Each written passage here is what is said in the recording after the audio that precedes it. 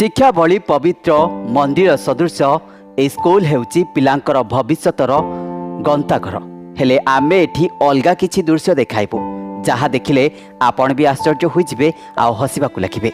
ए शिक्षक जनक एते मद पी शिक्षादान करबाकु आसीचंती तांको चेता हराइचंती कारण पिला एठी पाठ पढ़िबा बदल रे होई जाउचंती माताल शिक्षककर अकालर शिकार।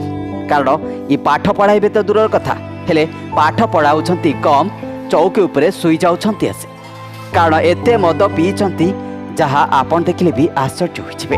कारण पाठ पढ़िबा बदल रे पिलांकु देउछंती कुशिक्षा।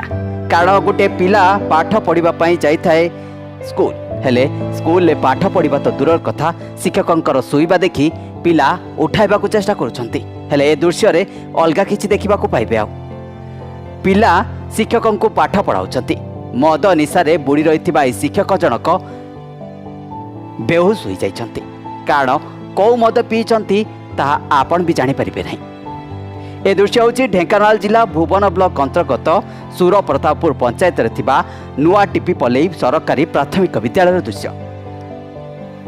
पिला माने सारों को उठाइबा को चेष्टा करूछंती हेले पिला पाठ पढ़िबा तो दूर कथा शिक्षकों को डाकी डाकी दिन गडुची हेले एठी भविष्य उज्जवल हेबो कोन पिलांक भविष्य अंधार होई जाउची।